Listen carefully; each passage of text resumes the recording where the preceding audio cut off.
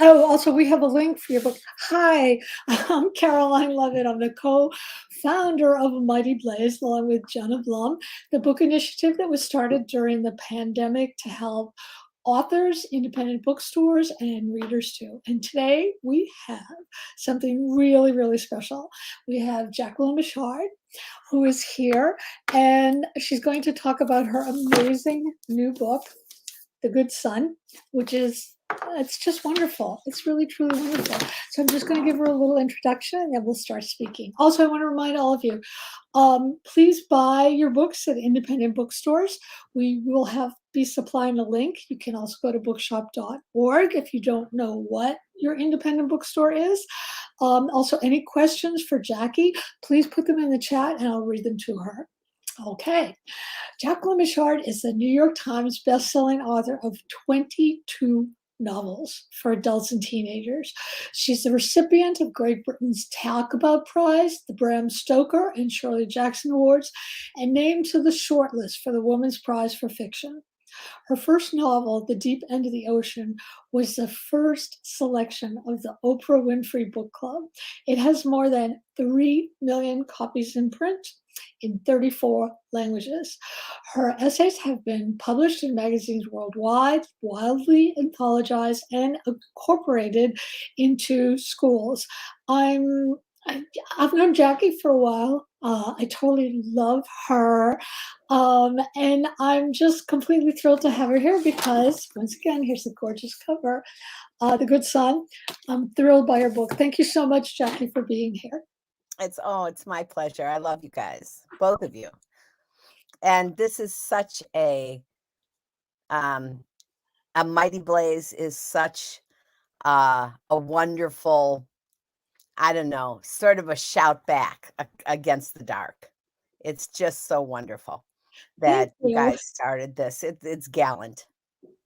The first thing I want to talk about is as soon as I started this book, I'm a big reader of first sentences, and yours is a knockout.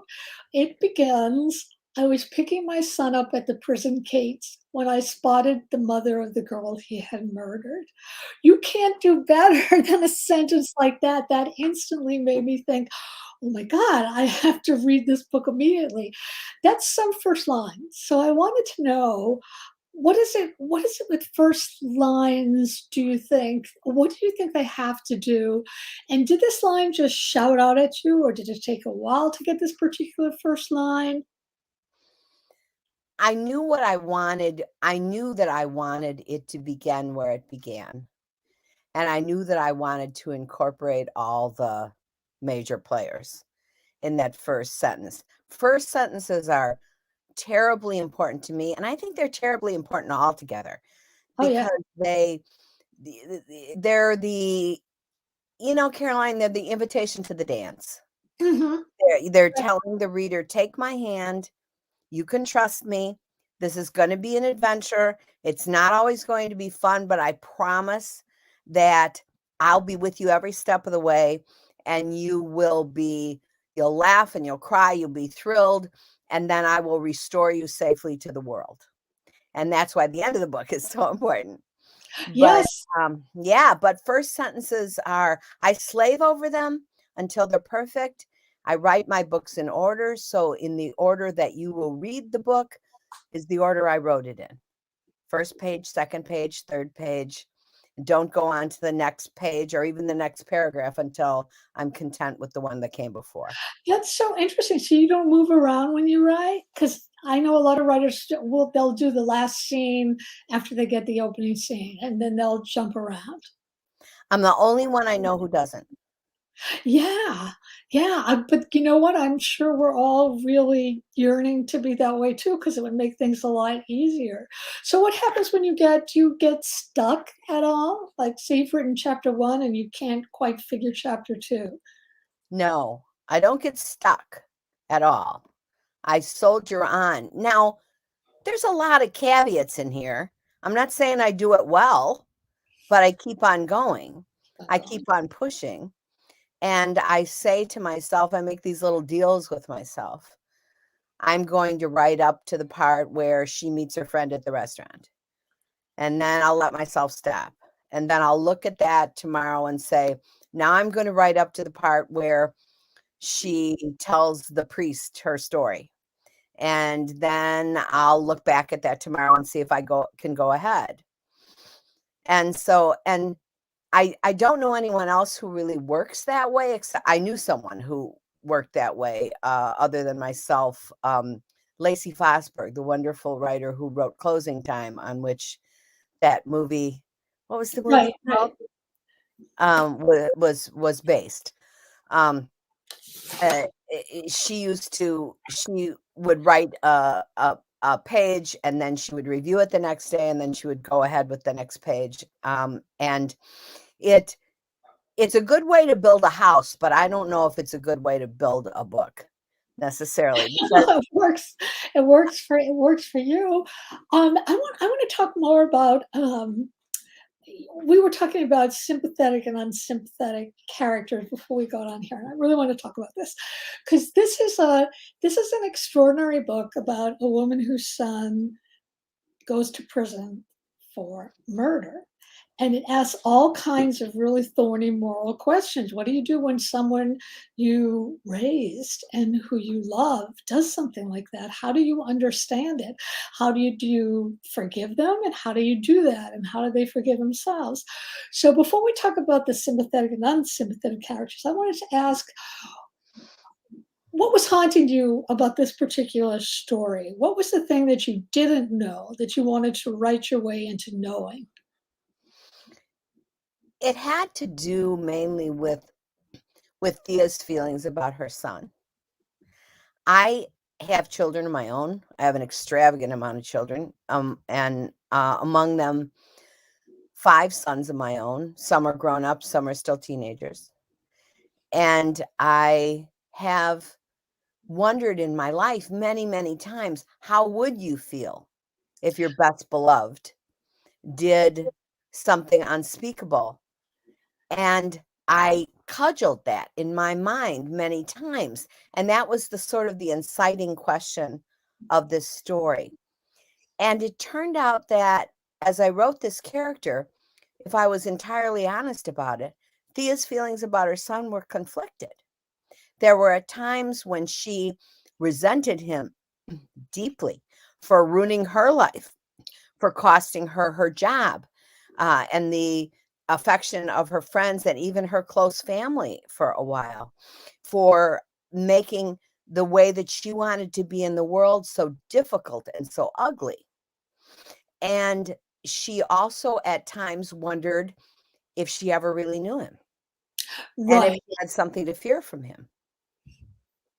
Right. That's a really profound question. How well do we really know the ones that we love? I would love it if you would reiterate a lot of the stuff that we were talking about in terms of you said some people were worried that your characters were not sympathetic enough, which always makes me crazy because first of all, I thought they were deeply sympathetic.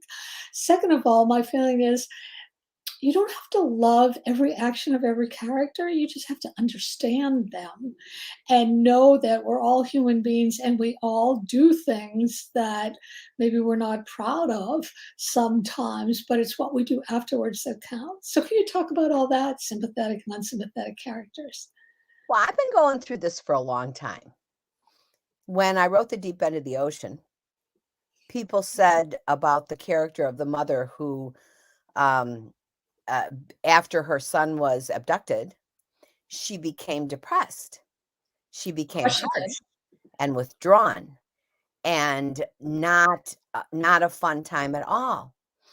And I had to convince people that if you wanted to be authentic about the way that you portrayed someone in that kind of situation, you couldn't make her warm and sunny and even more loving toward her other children, because the way that you feel when something like that happens to you, which God forbid, I don't know, is you just want to cast a killing frost on the world.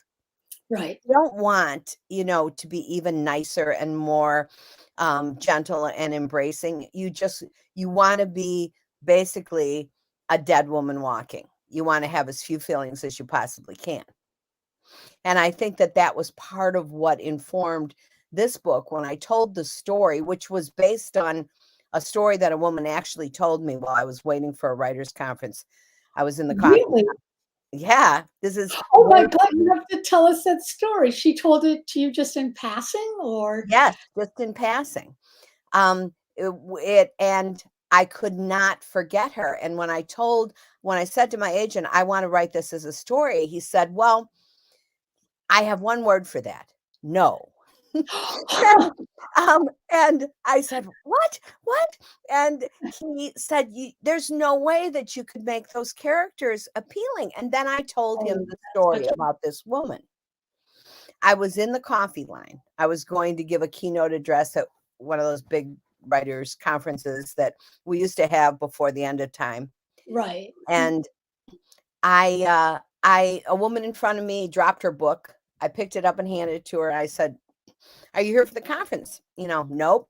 She said, I am here to see my son. I come every weekend. I stay overnight at this hotel because it comforts me. It was a nice hotel. I see my son in prison, and he will be in prison for a long time. And I thought, don't tell me why.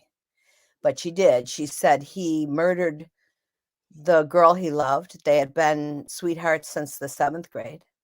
He was only 19. And he was so messed up on drugs at the time of the crime, he didn't even remember it. He didn't even know what happened. I was transfixed by her and and forgive me for saying this, her normalness, her sweetness. She was just an ordinary lady, an ordinary lady reading a book by Anita Demont. And I could not turn away from her. She further told me that and this scene in a different guise shows up in the book. She went to the cemetery to put flowers on the girl's grave, and the girl's mother was there. And the boy's mother was terrified, didn't know what would happen, but they had been neighbors at one time, and they ended up with their arms around each other crying.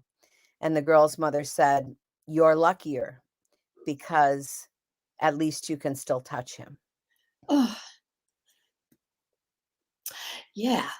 Yeah. I think there's another part of your novel which has to do with when the boy gets out of prison. And there's a lot of animosity towards him and a lot of feelings of, there's white privilege and all this stuff. And why does he get to be out when this girl is dead? And I thought that was really, really interesting because it's a way of honing in on relationships, and not just mother and son, but community and mother and son, that's so fascinating. And you do it in a way that's unexpected, because here's this young guy who gets out of prison. He served his term, he's paid the price supposedly, and yet America, which is supposed to be the country of second acts, will not forgive him. They will not forgive him. He's still being punished. So I that struck me, because I thought, oh yeah, we really like to think that we're forgiving and we're forgiving people and we're going to give people second chances. They did not give him one. And I thought that was so interesting. It was something that I really didn't expect, and that I think most people wouldn't expect, because he was a privileged white kid. You are absolutely on the level with that. And I wanted to portray the fact that hypocrisy that's sort of built into our belief that we are a country that loves the comeback kid and we always give people second chances. But in reality, the truth of that is something different. And it's when people come out of prison after having served their time for whatever it was they did, whether it was manslaughter or forgery, that they're most vulnerable to taking their own lives, to reoffending, to getting in some other kind of trouble, because they're absolutely lost. They're lost without a support system.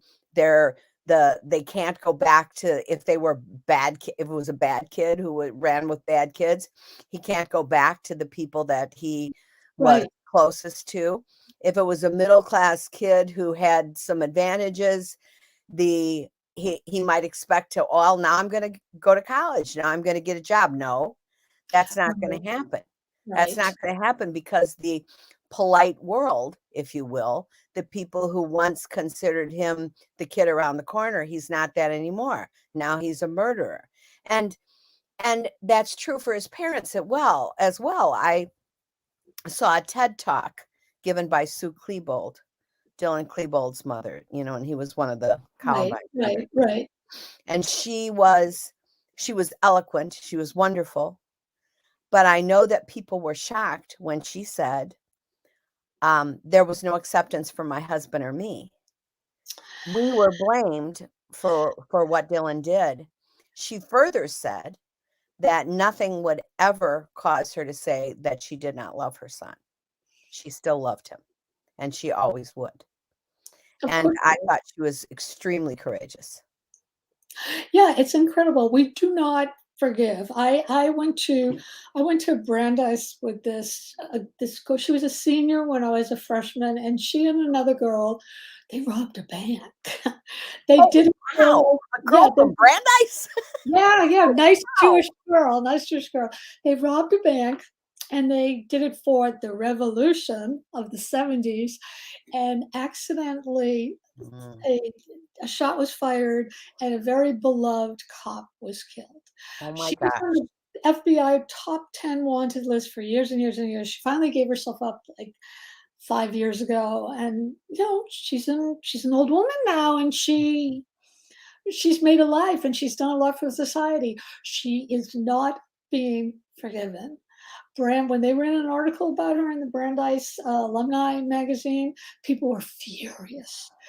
Even though when she did the crime she did, she was 19. If you think about what you were like at 19, you're like a runaway car without brakes pretty much. And her life is ruined. But so I always think about that stuff.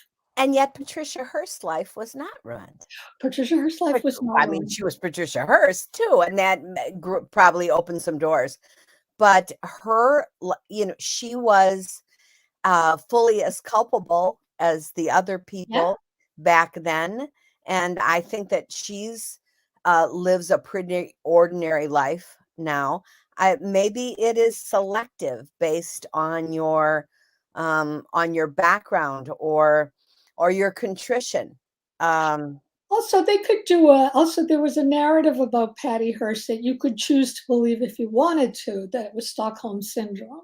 Sure. With something like the bank robber I knew, that was deliberate. That makes a big difference. Yeah, that was deliberate. Well, in the book, the character, the young man, is extremely repentant. And he even starts a foundation of his own that tries to match people with the people who they've injured, not for the purpose of forgiveness, but for the purpose of making amends. Or just seeing each other as human. I think that has a lot to do with it. Instead of a symbol of you ruined my life or you ruined my son's life, just seeing people as we're all human. And it's better also not to have that hate brewing inside you at all times, I think. I wanted to talk to you about risk. You said in some interview that taking risk was important to you. And this is the most interesting part of that quote, that in fact, it's almost side by side with knowing that loss is going to come. That's so true and so perfect. Can you talk about that, please? Well, when I wrote my first book, it was, I guess you could say I had nothing to lose. This is 25 years ago. I was in my late 30s. I was newly widowed. I had 3 little boys, aged 3, 6, and 9. I guess I could say that I had nothing to lose by writing a novel, even if it didn't get published. Oh, well, I had done something that I considered impossible because I had never written anything. I was a newspaper woman, and everything I wrote was 1.5 pages long. So when I wrote The Deep End of the Ocean, all I wanted to do was write something good enough that I could finish it. And when I did that, I was pretty sure that it was going to get published. But after that, I thought, what does this mean for the rest of my life? What does this mean? Should I be that woman who wrote a book one time and I'm sitting at the end of the bar saying, I wouldn't really be the end of the bar because I don't go in bars, but sitting there saying, yeah, I used to be an author, or the biggest risk for me was keeping on with it and knowing that I had this enormous success that people couldn't say enough good things about it. And eventually I was going to fall into a large hole and not be able to get out of it. That's what I want to talk to you about. You had, well, you should tell the story about your financial advisor and all the stuff that happened, because the narrative that most of us thought about you back then was that, oh my God, you're Oprah's pick. Then there was a movie and all this money, and things just sort of spiraled down. Tell us that story. Well, I was so happy, and I was the anointed one, and she had never even thought that. And as a matter of fact, the producers on her show didn't think that actually that the book club would be as successful and meteoric as it was, but it was. And I was happy. I fixed the roof on my house, which literally had fallen in, and then I met somebody and I fell in love again, and I got married, and then my husband is I'm still married to my husband, by the way. People always ask this after I tell them what happened, that that he thinks everybody is as good a person as he is.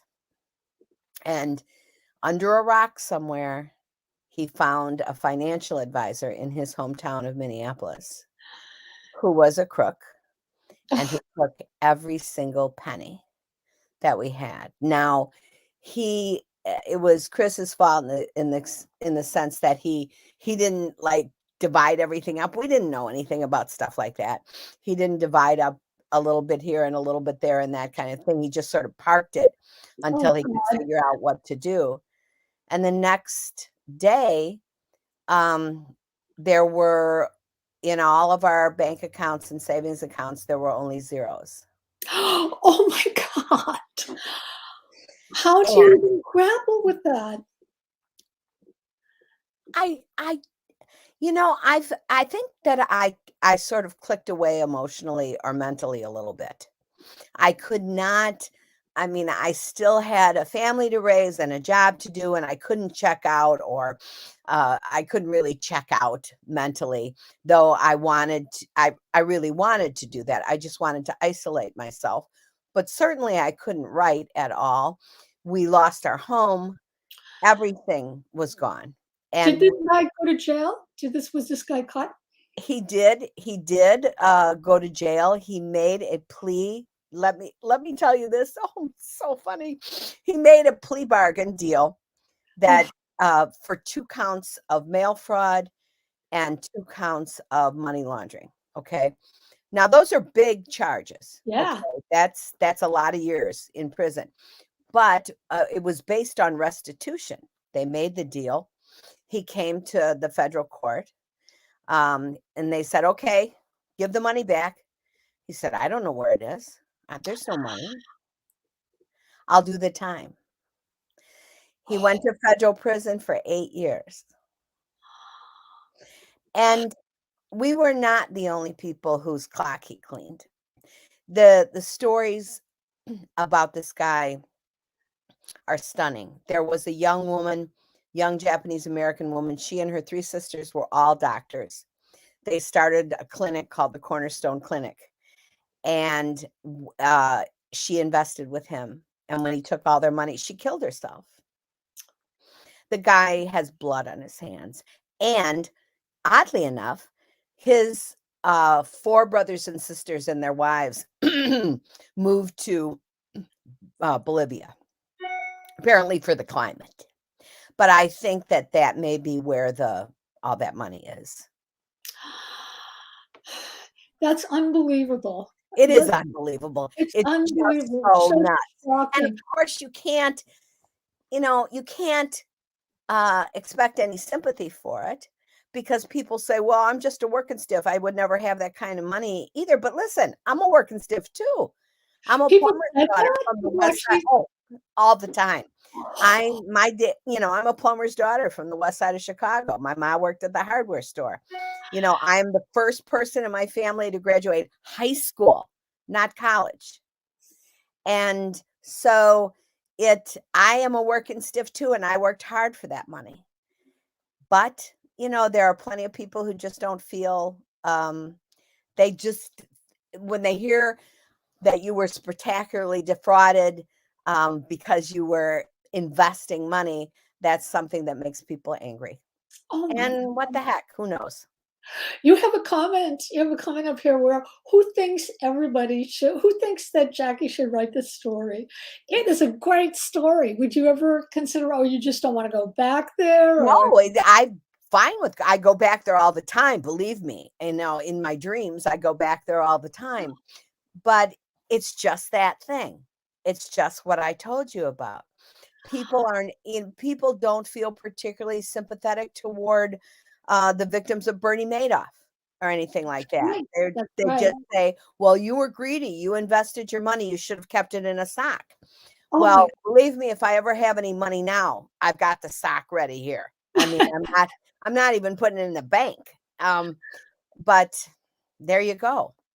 But how did you keep some people, if they had gone through that, would have become bitter or vengeful or whatever, but you never did. In No, I fact, did.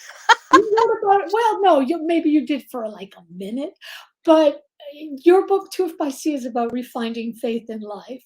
Um, and I wanted to know, like, how long did it take you to get back on steady ground and to realize, okay, this happened. I'm not going to let it define me. I'm going to move on. It took a couple of years. It took a good couple of years. And during that time, I I fantasized every possible way that I could, of ways that I could kill my husband without anyone finding out, poison vitamin maybe. Um, and though I never would have done anything to Chris, Chris is the loveliest guy in the world. I'm thankful that we remained married. It was really touch and go for a while. It was really touch and go. He felt so guilty because it wasn't his money. He hadn't earned that Right. money. He felt horrible. The kids would just look at us, and we didn't, we weren't throwing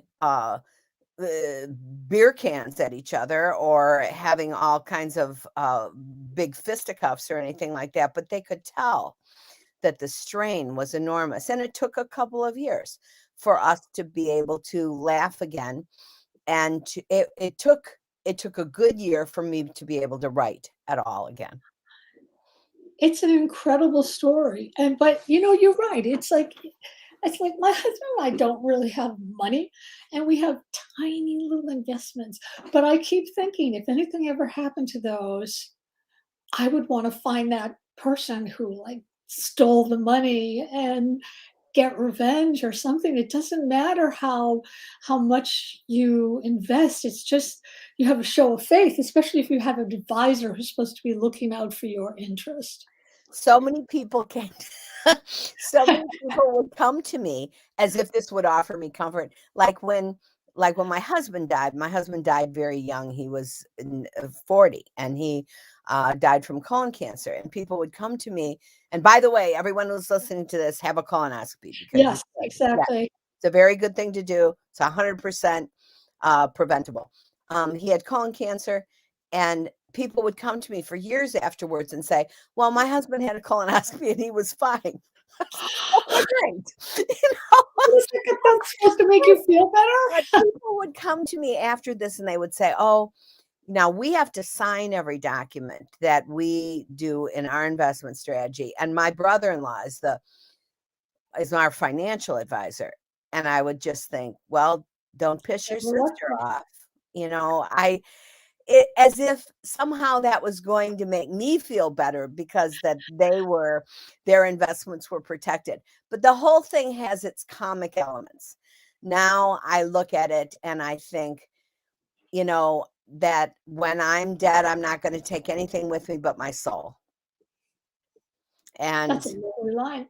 well, John Lennon wrote it, so I can't, you know, in the Ballad of John and Yoko. And so that's the way it is. And writers don't retire. And No. you know, I'll be a No. little old lady, and one of the kids will notice that I haven't come out of my room in a long time, and then they'll go in and say, "Well, I don't know if she's reading or oh no, she's dead." So. Oh my God, that's so funny. Here's something else that's funny. This is another blog post from you, quote from you. Um, you wrote this quote that I just loved because it made me feel like, oh my God, this is a quote from a real writer. I can't write a book. I can't even write a good English sentence. So first of all, I love it that you have those feelings because obviously you can do that. But when you have those feelings, how do you persevere? How do you get out of them? Do you get up and take a walk or You know, that would be the mentally and physically healthy thing to do. No, I get up and take a walk into the kitchen where I eat a cookie and then and I have a cup of tea. I sometimes, because I do not like the ocean. I live on the seaside on Cape Cod. I don't like the ocean and I don't like the sand, let me tell you, except in a place like Hawaii. But I go and get in the car, drive to the seashore, and look at the mighty North Atlantic, which never changes, and think about my insignificance relative to the rest of the universe, and then come back and do what needs to be done. But I never have what you would call writer's block. I never stop. I would rather do it badly than admit that I can't do it at all. that I feel exactly the same. And also it's interesting you said that about the ocean because I'm not an ocean person either. The only time I'm afraid of the ocean, there's things in it. The only You ocean I like betcha. was in Hawaii. For some Me reason, too. Me Hawaii, for too. some reason it was so clear and beautiful. And I would swim in the ocean in Hawaii, but Me no. too. We should do that. Let's I do that. don't The other we thing I should wanted do to that. talk about, I was totally signed. You love the same 2 books that I love, and I wanna talk about why. You wrote about loving A Tree Grows in Brooklyn, greatest book ever, and Never Let Me Go, my second greatest Oh, book ever. Why do you think those books are I've been trying to think, like, because both of them actually have a sense of yearning in them. There's a sense of a character or characters who are outliers, who are desperate to belong to this community and they can't. There's just something about those 2 books that that got to me, and they obviously got to you. Why? well, I first read, A Tree Grows in Brooklyn when I was a kid, and it was an old book then, okay? Yeah, I mean, in the '60s, I think it was written in, like, 1943 or yeah, something like that when my mom was young, and, it, uh, the story of that girl and the way she felt the loneliness and the way she felt about yes, books and stories, it went right to my lonely heart yep, and nestled there. And also Betty Smith was just such a masterful writer. The way great. that in fact, that book means so much to me that my firstborn daughter's name is Francie Nolan Oh, after I that love character. it. And so I loved everything about it. I loved the way that it was written and put together. It inspired me as a writer. Never Let Me Go is the book that I wish I could write. Oh, It it's is an amazing book. so beautiful and heartfelt, but entirely um it's science fiction in the way that science fiction Should be. should be. Yeah, I agree. If people wrote science fiction like that, I would read science fiction. It's the way that my mentor was a science fiction writer, and he wrote science fiction. He told me once that even if he was writing about people who were living in a colony on Mars, the important thing about it was the human emotion. Exactly, exactly. That's what I try to tell my writing students at UCLA that you can write about the planet Zabar or whatever. Gotcha. But just make sure that the people are real people with real human emotions and needs. I mean, that's what Rod Serling in the Twilight Zone turned to writing that, because his realistic stuff was making people queasy. But he could give the same queasy situation to, say, a Martian, and it would play out just as powerfully. Just as You're powerfully. absolutely right. You're absolutely right. And when you figure out, I won't spoil it for any of your listeners who hasn't read Never Let Me Go. When you figure out what's going on there, It's you know, devastating. it's yeah. I mean, your heart stops when you figure out who these kids really are. It's amazing. It's an amazing book, totally amazing book. Oh, We have time for some questions from the okay. audience. If people are not too shy.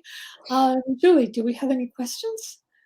Okay, then I can always, well, if you're too shy, you can always put the questions in the chat. A lot of times people will comment later. So let me ask you then, I have two questions I always ask. They're my favorite questions. What's obsessing you now and why? What one thing? Well, thankfully, politics is not obsessing me right now. So I can say that I don't care, what happens. I am just so relieved that the president of the United States is a grown up with a conscience. Right. It's every day I get up and say, "You go, Joe," because it's just so comforting to know that there's not a psychopath at the helm. So I spent years literally thinking about nothing else except being obsessed with politics and governance. So right now I'm starting a new book. And guess what the main character does, Caroline? Just guess. Is he kind of an evil person that seems very folksy and he becomes the leader of something? No, she's an underwater photographer. Oh, that's even better. So and I would be, if I were doing that, I would suck up all the air within 5 seconds because I'd be so terrified. And I'd be so terrified. I thought of the idea really when I was in Fiji. I was visiting a great friend of mine who has a home there. And he's a security expert, but he also is an author of a wonderful book called The Gift of Fear. Gavin DeBecker. Have you ever heard of that book? And so I was visiting him and I swam out to the place where the drop off was, where the kindly little sand ended and the deep water began. And I looked and I saw the size of the big creatures that were out in there in the deep water, the gigantic grouper and everything like that. And I went swimming back to the shore where the biggest thing was a little starfish. And I thought about, what if I was the kind of person who had the courage to go out there and take pictures of those magnificent creatures. They are magnificent. Right. Terrifying. And so anyway, I'm writing about her, but that's it's really about human relationships, actually. And so right now I'm obsessed with what you would do in her situation, which is this is the first 3 pages of the book. It's not giving anything away. Coming back home to see your widowed father, who's 60 years old, and find out that he is marrying your best friend. Oh my God. And you're 28. That's a really good plot.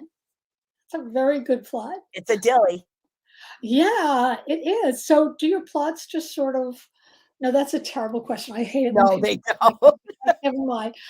Done. But that's a great idea. And it's so interesting that somebody who does not like the ocean is writing about it. I mean, I'm obsessed. I can understand that because I am obsessed with the ocean, even though I'm afraid of it. And I always like, no, not for me.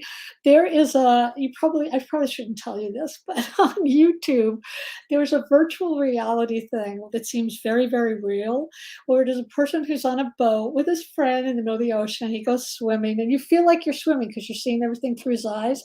And then his friend says, gotta go, and leaves him in the middle of the ocean. And the virtual reality thing goes on and on and on. I've never made it to the end because I always have to shut it off because I feel like I'm drowning. Will you write to me and tell me what it is? Yeah, Okay, I because will. I really wanna know, and I'll see what I can do about watching that. But It's actually, there's terrifying, a and part yet in my book yeah, there's yeah, a I will part in my find it book for that's you. like that. Oh my god.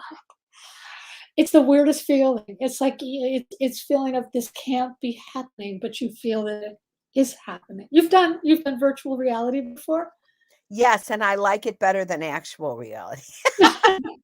I mean, what where you're on top of a building, one of my kids has one of those headsets, or 2 of them have, 2 different sons of mine have one of those VR headsets, and I think it's just so I exciting. love There's it. dinosaurs and haunted houses, and, Yeah, I um, love it. I love it. I love I it. love it. Oh, you have a question. You have another question. Do you show your writing to other people? And how do you deal with reviews? Do you read them? Yes, I read them. And if they're negative, well, if they're positive, I don't really believe them. And if they're negative, I say, "Okay, that's it. Now I'm just gonna make spaghetti sauce." Because I'm really good at that, and I know I'm good at that, and I'll never write another book, "Boo on you." And I cry, and I go around, showing the review to people and saying, "Is there any good thing about it?" And I'm going, man, not really." Um, and, so I believe everything but then when I come back to myself, I try to learn from it. Yeah, I try to learn from the negative review what I can do next time, and always hoping that there will be a next time, that I what can I do to make this to not make this mistake again, right, right. Yeah, because there's always a truth right, embedded in the snappiest, nickiest little Kirkus review. There's always something true in there as well.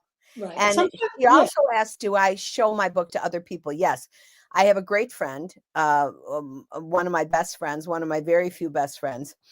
I tell her the plot, and then I show her um, the thing as I'm working on it, not the whole book, but parts of it that I'm struggling right. with, and I ask her for help with it, and she does the same thing with me. So we're each other's storyboard, and I trust her absolutely.